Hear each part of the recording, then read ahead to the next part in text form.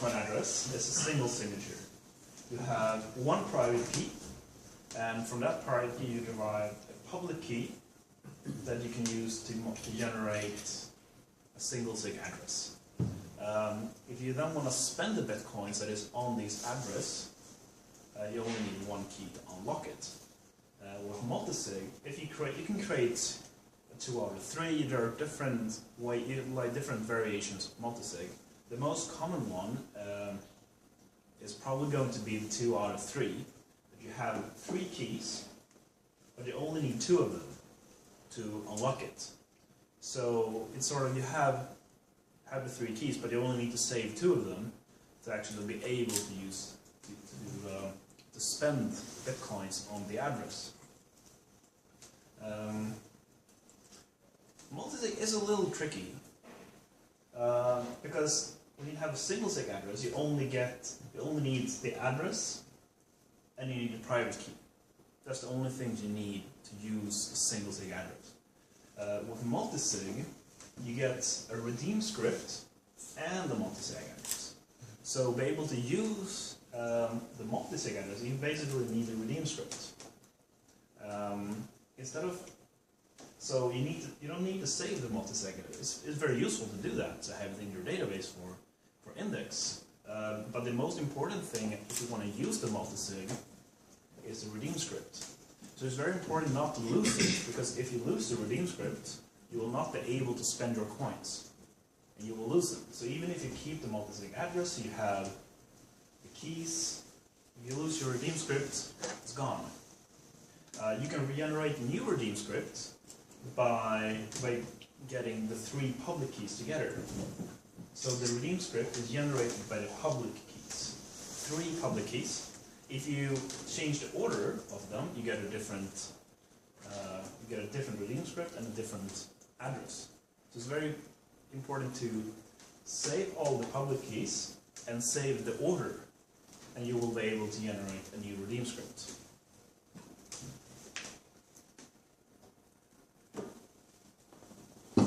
The redeem script is the blueprint of the transaction. So it basically tells you how to build the input script so you will be able to spend it on the blockchain.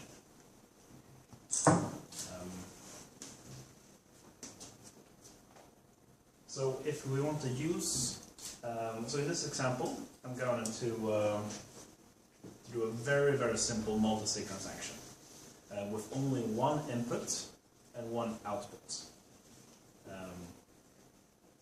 So when we start out just like a normal single sig address. We get the unspent outputs from the blockchain. You can get it from blockchain.info or Blocker or some other block explorer. So you ask the block explorer, okay, this is my multisig address. So you ask the block explorer, okay, is there any unspent outputs I can use as an input? And it replies, okay, you can use this one. It's not spent. You inserted the unspent outputs into the transaction as an input, and then you also set an output to a normal single sig address or another multisig address if you want to.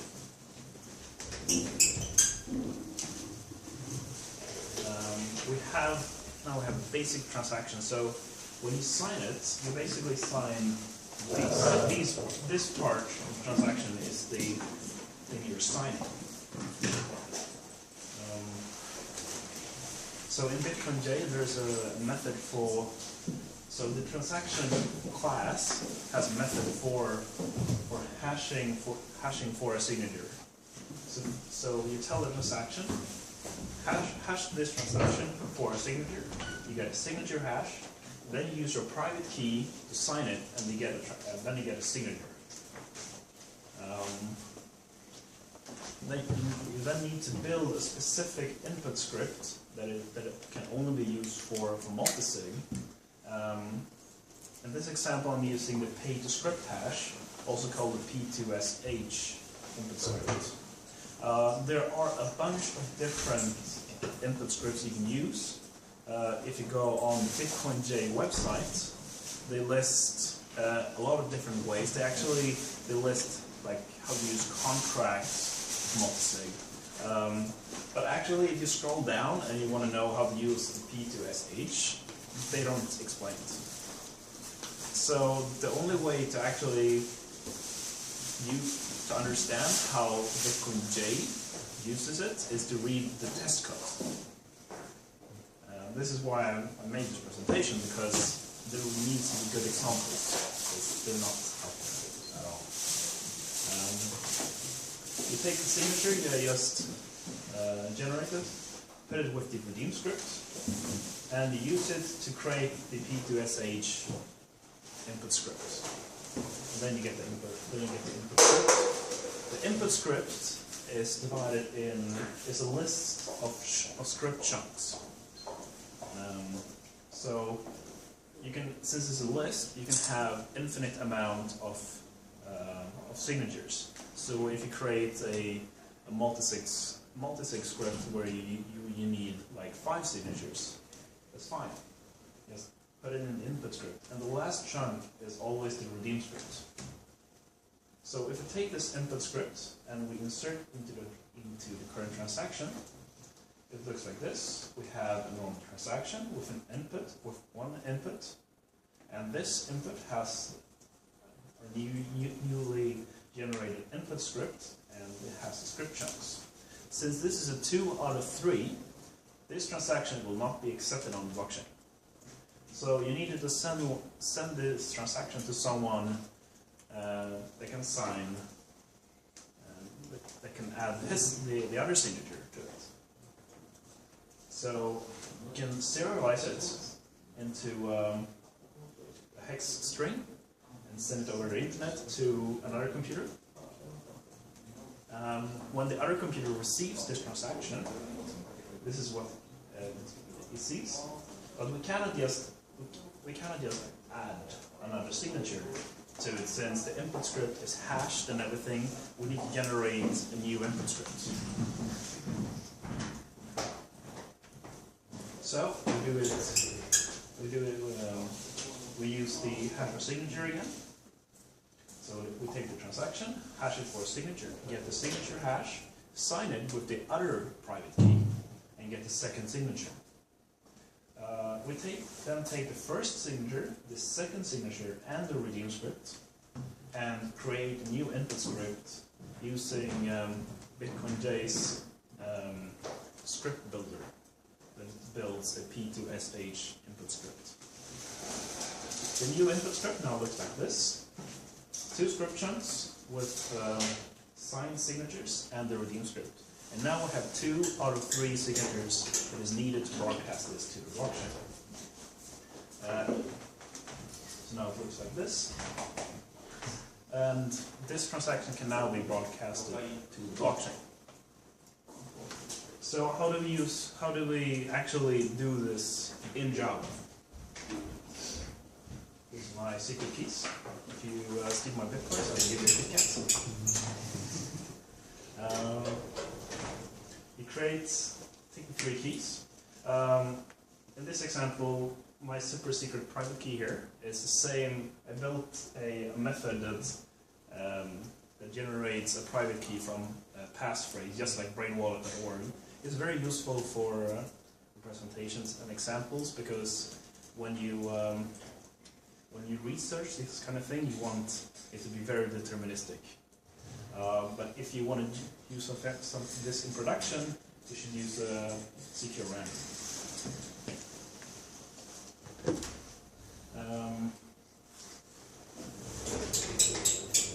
To create a redeem script, in this example, I'm using all the source code is on GitHub, by the way. I will post a link after the presentation. So take a list of keys. I use the script builder to create a redeem script, and I give the redeem script 3 keys, and I tell it, okay, we only need 2 of them to spend the bitcoins. In this example, I'm actually passing the private keys to the script builder, but it's not needed. You can actually just create an easy key that contains only a public key and not the private key, because you only need the public keys to generate the redeem script. So you can always store away the private key somewhere safe, so you don't expose it too much. We generate the P2SH output script, and it gives us the redeem script basically. So it looks like this if we print it. We can also get the address from the redeem script. Then we go back to this line. We go to blockchain.info and ask them, okay, give me some unspent outputs for this address, and add an output. So in this example, I'm just taking the string. I'm just going to blockchain.info, copying the string names, and just pasting them into the code. So this is very manual, building the transactions in a very manual way. Obviously, if you do this, if you want to develop this in a flurry, you should fetch it automatically from the blockchain, which is very easy to do. So I start by building the transaction. I take the script. So it basically looks like this. So this is my multisig address, and here is unspent output. I go into the raw transaction. I copy the script, and I copy the transaction hash and paste it into the code. That would look like this. I add the outputs and how many satoshis I want to spend. 10,000 satoshis, 1 million bits.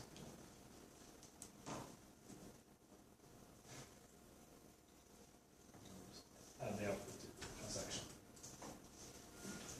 To sign it, it's I use the hash for the signature method that is included in the transaction class. Use it together with the redeem script. Get the signature hash and sign it with the private key, and we get the transaction signature here that we store away.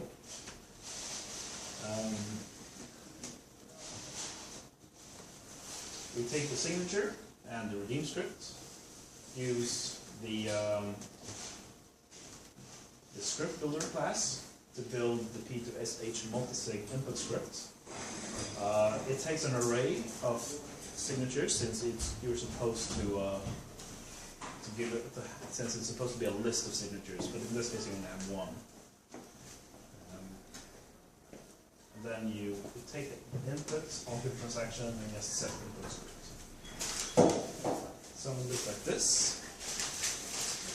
You serialize it with just transaction dot Bitcoin serialized, and you get the bytes that you can send to your friend. The other computer receives the bytes. In this case, I'm serialized it into a human-readable string. This is very easy just to send over HTTPS or even HTTP. And use it to initiate new transaction objects. We then iterate through the transaction and remove and extract the signature and the redeem script. You can send all these different chunks. You can send them at different objects, of course, over the internet. But the cleanest way is to build a proper transaction that is signed by one part, and then send the whole transaction to the other part, because then you don't, because then you're following the actual protocols. You get the input chunks. Create a new list for signatures. You iterate through the chunks and extract the transaction signature and the redeem script. we create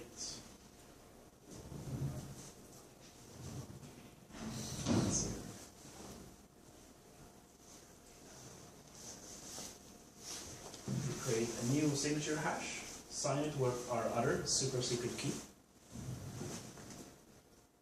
and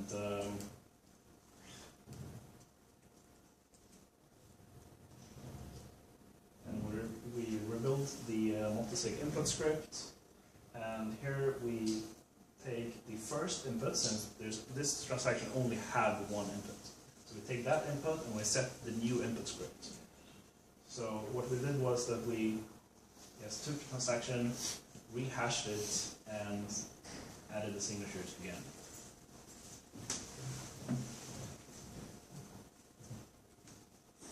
So let's try this in code.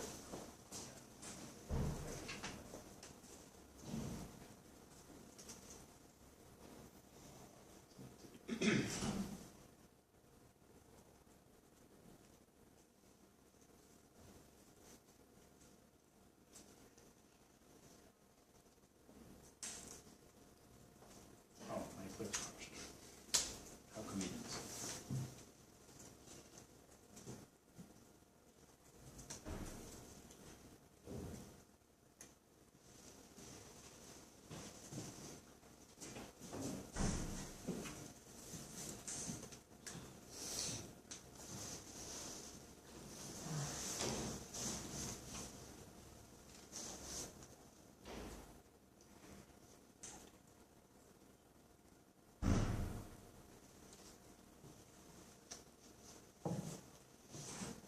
Booting up Eclipse.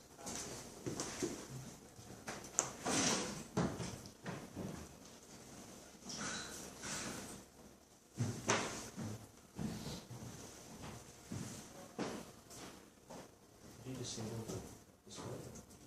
Yep.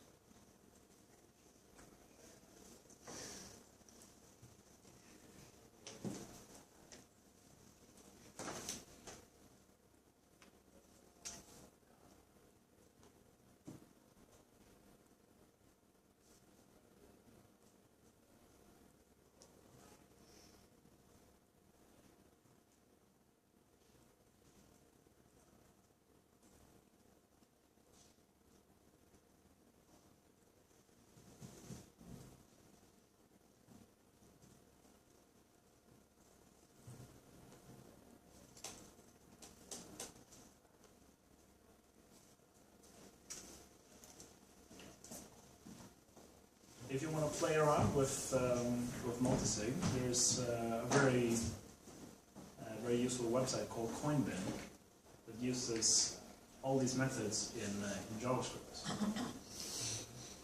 So here I have my demo. So the first method we're running is generate multisig.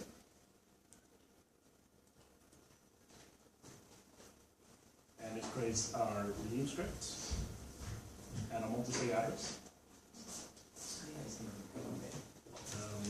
Then we're running get signed transaction that returns a string. That string is then used to sign it a second time. So this is to emulate the process of signing on one computer, sending it to another, let that computer sign it. So we run it. This code is the same as in my presentation.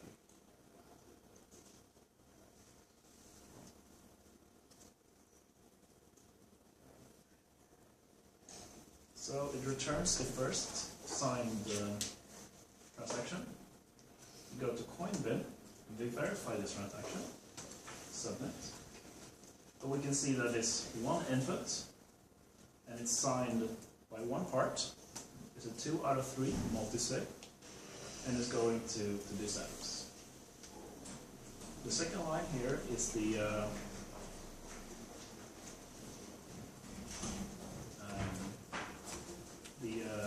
transaction again, but it's signed by the other computer. We put it in CoinJ. And see that now it's signed by 2 computers. And now it's ready to be broadcasted to the blockchain. So you can go to blockchain.info/pushtx. We paste in the transaction we built, and we submit it.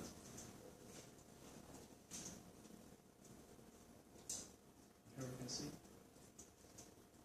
on blockchain that it was successfully broadcasted.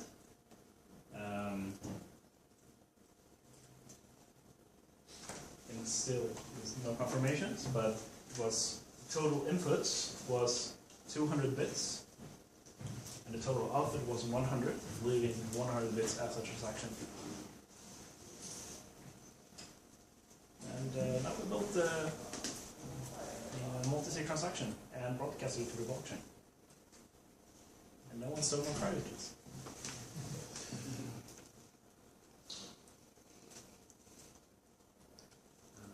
So one of the challenges with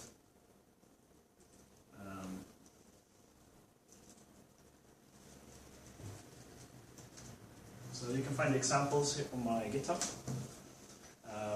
So one of the challenges with multisig is that you need there's more things you need to keep track of than with single sig. In single sig, you only need to save the private key somewhere, and you need to save the address. That's all you need. But with multisig, you need to save the public keys, and you need to save the redeem script. So basically, it needs to build a PKI infrastructure for this, because there's more data to keep track of that you can't lose. In single sig, as long as you have the one private key, you're good. You don't need much more. Multisig is more tricky because you need to distribute the private keys, you need to keep track of the public keys, you need to save the redeem scripts. So I think the biggest challenge with multisig is the PKI infrastructure. It's a human problem, not necessarily technical. Any questions?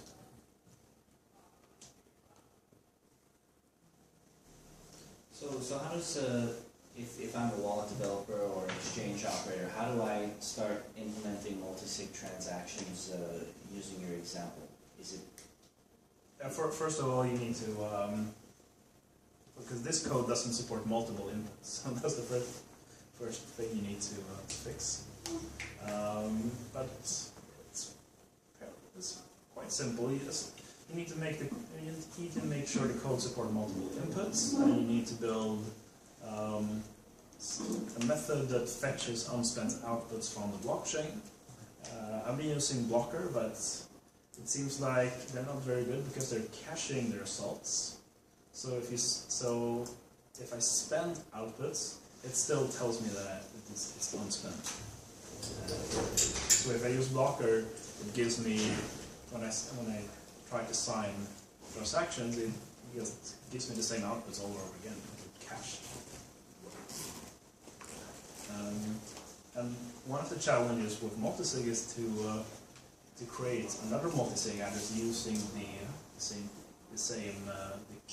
key. So if you have bit 32, for example, you have to decide, should all the keys go along with the bit 32 chain, or should just one key do it? I think Ben is an expert in that. Yeah. Yes, he is. Any other questions for Magnum? Sure. We are not really implementing the multisig yet. Our challenge is maybe my understanding is not right, but at any moment, when you actually sign, you have all the actual information at the same memory.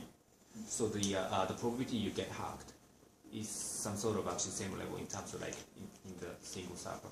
Or am I right? Or you have the multiple signature timing, 1, 2, 3.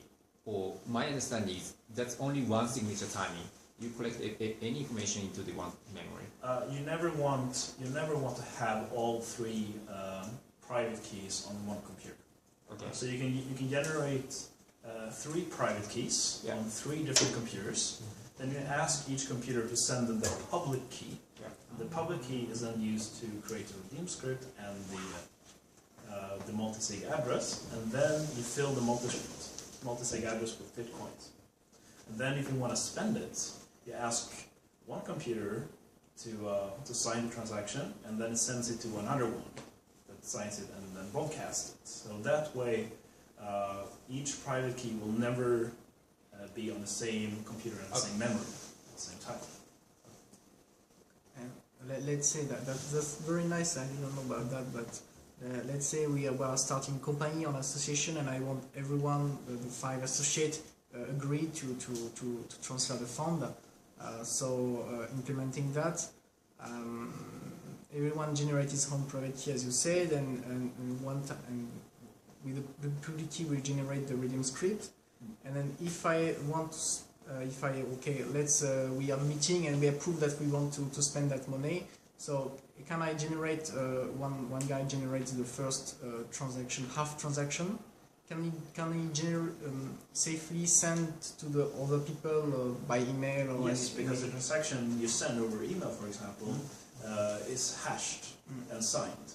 So no one can. So if anyone tries to change it, the hash will break and the transaction will not be accepted. Well, that's very nice. And so, are there any clients in implement this now, or you're the first? Nika Wallet. This is Multisig. Yeah. So yeah, I think Ben's going to do the next presentation where he's going to go into showing him more. So it's kind of like the perfect follow-up to yeah. So yeah, Ben will answer the question. Yeah, that's good. Any more questions? All right, thanks a lot.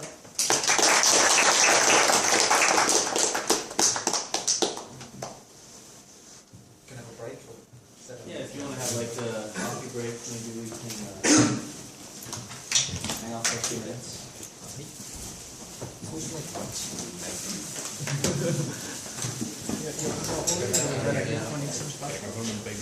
say your Bitcoin platform. This week.